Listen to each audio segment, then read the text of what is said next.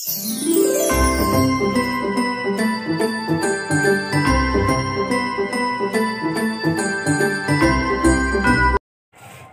guys! Ayan, kumusta mga Pasko nyo? Ayan, yung Pasko naman namin is nakita naman ninyo, yan nga, naki-celebrate kami kasama ng mga Chitwan Mommies. Yan. And yun, sinelebrate namin siya ng mismong Pasko. Kasi nga walang pasok mga bata. And ayun, mas mafe-feel mo kasi yung Pasko sa time mismo, sa day mismo ng Pasko, diba? So, mas exciting yun. So, masaya naman yung naging bonding guys. Ayun, finally natuloy siya after ng parang nag-aano na ako na baka hindi makumpleto yung mga mommies, na baka yung iba hindi talaga makapunta, pero yun, thankfully nakapunta naman halos lahat. So lahat halos na nandito, except sa mga malalayo na katulad nila Ate Aida. Ayan, first time namin na mag-Christmas na wala sila. Ayan, si Ate Aida and si Rona na nasa Qatar na rin. Ayan nga yung isa sa mga sponsor ng party natin guys. So yun, salamat uli Rona. And yung Christmas tree ni Ate Aida yung ginamit namin kasi iniwan niya yun kay Judy. So sabi namin, dali na namin sa venue para mas maging maganda naman yung decoration, diba? So ayun. And yung natanggap kong gift guys is eto. Ginamit ko na kasi, ayan o, towel at saka face towel. Ayan, body towel at saka face towel guys. Ang nagregalo si Julie. Ayan, nabunot ko yung regalo ni Julie. So, ayan, ang ganda niya guys, malambot. And face towel kasi nilaban ko na. So, yung mga bata naman, ang na-receive ni Rishi guys, topi na may chocolate. Ayan, syempre handmade na gawa ni Anessa. So, yun. Thank you sa gift, Anessa. And si Ria naman is yung parang board. Ayan, yung sinusulatan na board. Ayan, yung nakuha niya. Hindi ko lang sure kung sino yung nagbigay nun. Si May ata. So, yun. Thank you din, May, sa gift sa kay Ria. Ayan.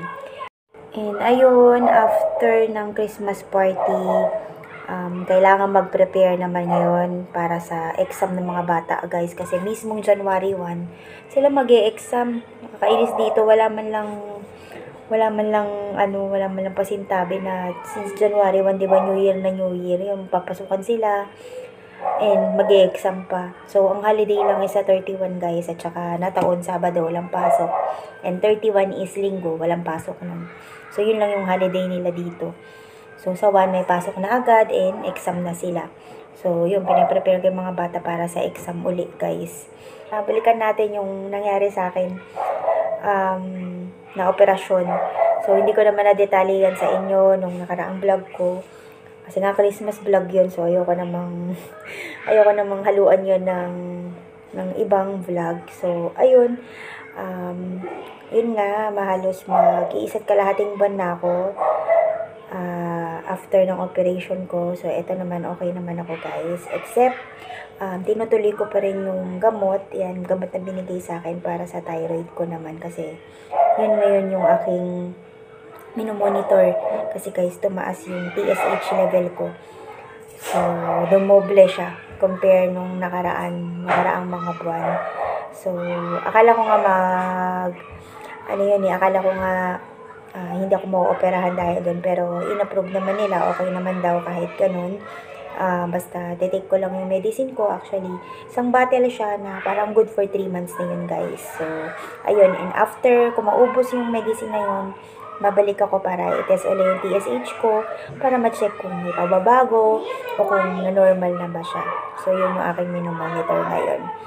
And, ayun, diba na natigil ako pansamantala sa pagbablog. Ang rason din kasi nun guys is yung dahil nga nagkasakit ako. Basta parang feeling ko nun sobrang weak ko. Ayan, hindi ako makapag-concentrate sa pagbablog. Doon nakikita nyo naman ako active sa social media like Facebook and TikTok. Pero parang yun na lang din yung way ko para makalimutan ko naman yung nararamdaman ko guys. So, pero hindi ako nakakapag-vlog kasi nga wala ako sa focus din that time. Hindi ko alam kung ano i-vlog ko. So, pasensya na kayo guys kung matagal-tagal bago ako bumalik sa pag-vlog. So, ayun, okay naman lahat. Awa ng Diyos. successful yung surgery ko. Meron akong 4 na butas dito, guys. Kasama na yung butas, kasama na yung tahi ko nung CS sa dalawa. So, nadagdagan pa yung mga peklat sa tiyan ko. So, ayun. So far, okay naman. Wala naman akong nararamdaman na hindi maganda. Yun, nag-normal naman lahat. Though, pumayat ako nung naoperahan ako. And ito, parang bumabalik na naman uli ang aking pangangatawan. Medyo nagkakalaman uli ako. Basta yung sakit ko, guys, nalaman ko yan mga bandang August na. Pero July, nung nagkaroon ako ng 2 atake, na-emergency ako that time, guys. And dun ko palang nalaman na, yun nga, may gallstone ako. Hindi pa ako na-emergency, hindi ko malalaman, guys, sa ultrasound na may mga stone ako sa gallbladder. So, marami siya, guys. Multiple stone siya. And maliliit. Yun. Kaya sabi ng doktor, mas maigi na patanggal ko siya. Mas mainam na patanggal siya kasi mas risky siya kasi sobrang liit niya. Baka magliwaliw pa siya sa ibang parte sa ibang mga organs pa. So, mas delikado. So, wag ko na daw patagalin ng 1 taon. And within this year nga, yun na kailangang matanggal yung gallbladder ko. And, ayun nga, napag-decide na namin na yun nga, tihar last time. Doon namin gawin yung surgery kasi nga walang pasok din, guys. So, para yung mga bata, mabibigay ko muna sa mga biyanan ko para alagaan nila habang nasa ospital ako. So, yun yung nangyari. And wala kaming tihar kasi nga din syempre wala pang 1 taon na namatay si Hajor Ama. So, sakto din. Kaya okay naman yung pahinga ko. And after ko sa hospital, guys, tumiretso na ako dito sa bahay. Dito na ako, hindi na ako nag-stay dun sa biyanan ko kasi sabi ko naman, kaya ko naman. Basta yung mga gagawa ng mga trabaho like cooking, ayan, at saka paglalaba. Asawa ko naman yung gumawa, guys. So, sabi naman niya, kaya naman niya. So, ayun. And yung mga bata naman, di naman ganun kapasaway. Naintindihan naman nila yung sitwasyon ko. So, behave naman sila that time. Basta, guys, yung naramdaman kong simptomas ng stone na yan is masakit ang likod ko. Siguro, particularly right side. Nangangalay din yung feeling na nangangalay yung aking mga kamay. Basta lahat right side. And yung sumakit na parte ng katawan ko is yung upper right side nung sikmura ko. So, dun siya nag-start. Kaya sobrang namilipit ako na yung sakit niya tumatagal ng halos 1 oras mahigit. Minsan, umaabot pa ng 2 hours na hindi mo maintindihan yung sakit, guys. So, maiiyak ka na lang na kahit anong liyad mo, na kahit anong posisyon gawin mo, hindi nawawala yung pain. Kaya, yung 2 atake ko na yun, nagpa-emergency ako, nagpaturo ko talaga ng painkiller. Tapos yung last na atake ko talaga, doon na ako nag-decide na, sabi ko, ay hindi na maganda talaga to. So, yun na, in-advise na ako ng doktor na patanggal na nga yung mga stone. So, ayun.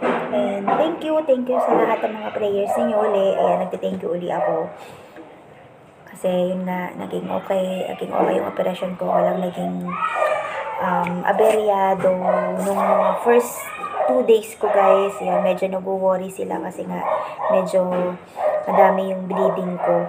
So, sabi ng doktor, kung mag-i-increase pa yung bleeding ko, baka sakaling i-open na naman, i-operahan ako kasi nga baka